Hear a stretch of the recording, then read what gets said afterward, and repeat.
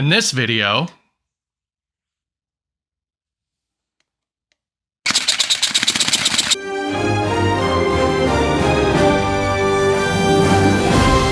greetings, Dungeon Makers. I'm Doc. Welcome to Material Components, a channel about enhancing your analog tabletop experience. In this episode, I'm going to give you my take on the technique that has been taking the miniature painting community by storm. Slapchop. It's a fantastic technique that's been around for centuries, called grisaille.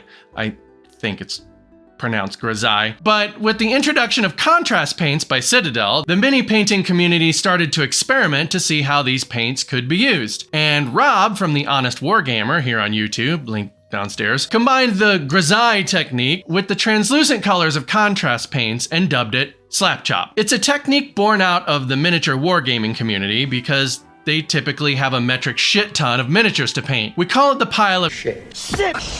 Big bag of shit. Shit. We ain't found shame. We call it the pile of shame. It's called that because you could probably buy a car with the money you invested in that pile. And it's unpainted, unassembled, in boxes, or any combination thereof. So Slapchop is a quick and easy method to get those models painted and ready for play. Slapchop is simple. Black primer coat, dry brush a heavy coat of gray, leaving black in the shadows, dry brush a light coat of white for the highlights, and then apply contrast paint over the top. Done. Easy.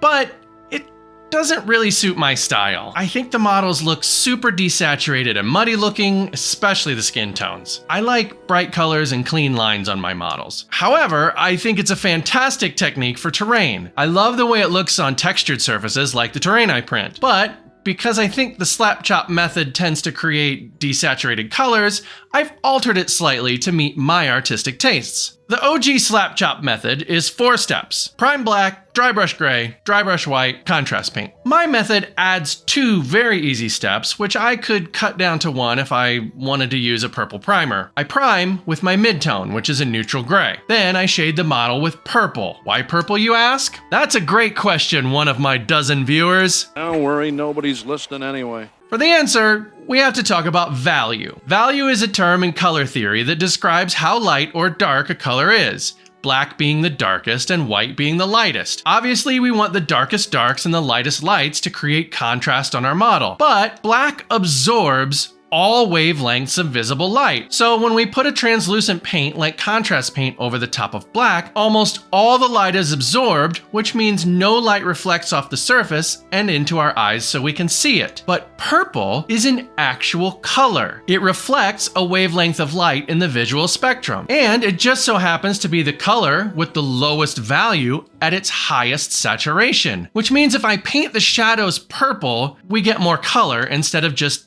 desaturating it. Okay, so step 2 is shading with purple. Step 3 is an all-over black wash. Then I apply the 2 dry brushing steps from the Slapchop method, only I use a light gray and a pale yellow. The reason I use yellow is because yellow adds luminosity to the model as if it were being lit by the sun. Then I apply the contrast paints. None of the additional steps involves a difficult technique. The only thing it's adding is dry time for the wash, which can be helped with the use of a hairdryer. Anyway, let's see my technique in action. I'll be painting a tree I 3D printed from Cast and Play. You can find it in my Etsy shop, or you can find the STL on my mini factory, links downstairs. To the bench! I started with an all-over coat of Rust-Oleum 2X flat gray primer, which I then pre-shaded using Vallejo Game Air Hexed Lichen through the airbrush. You can totally do this with a brush though.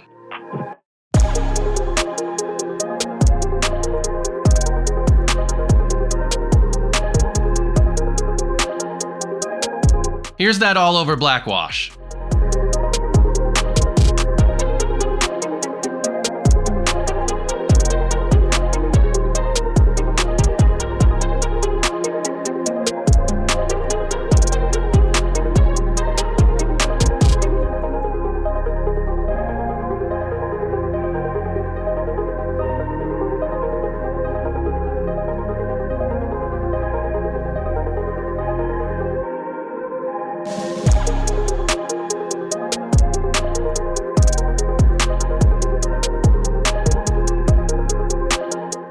Now, I'll apply an all-over dry brush of light gray, leaving only the deepest shadows.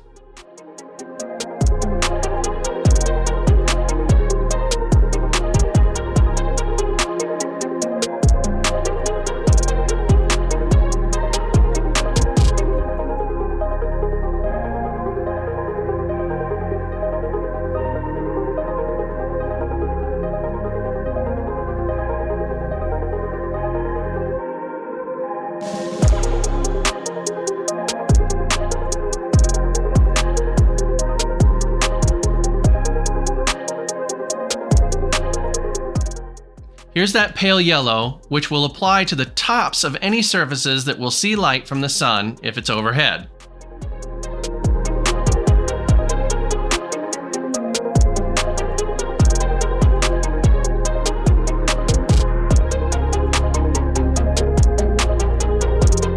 I chose Carandrass green for the leaves of the tree. Remember, we've already applied the shading and highlights to this model, so we just need a thin layer. You don't want a bunch to gather in the recesses. That would cover up all the work we did base coating the model.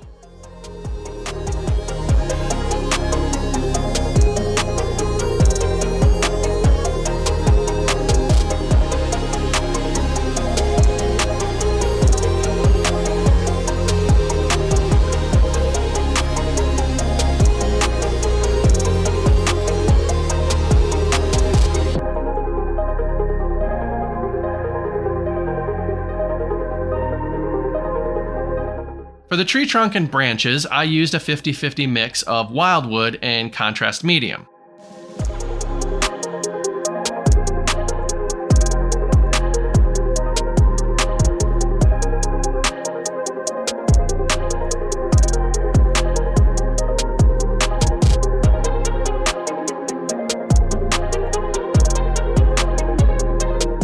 A coat of militarum green for the short grass.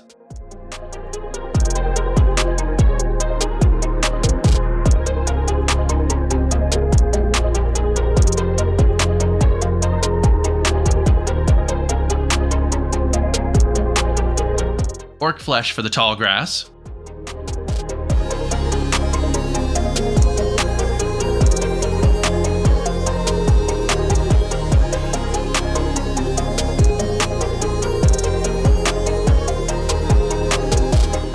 Dark Angel's green for that spiky bush thing.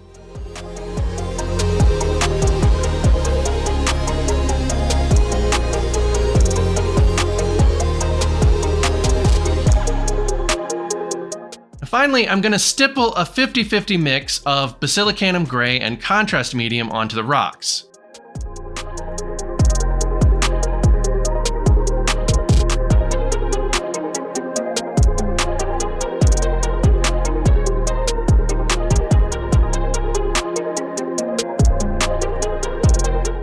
And I like to seal my minis with some matte varnish. I also like to put a felt bottom on my bases to protect whatever surface it's sitting on.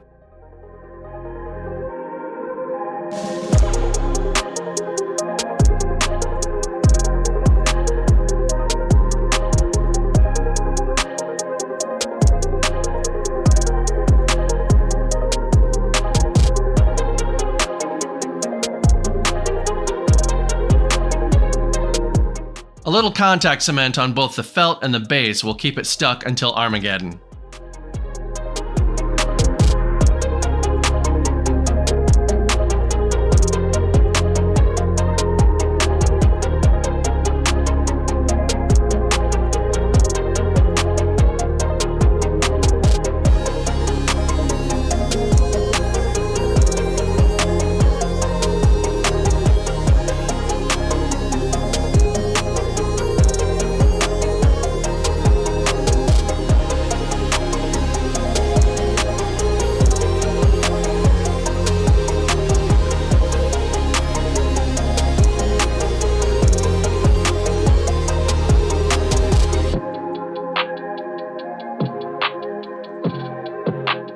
I'm gonna go put this on the shelf now. Let me know if you like this version of Slapchop or what your favorite version is in the comments. Thanks so much for watching.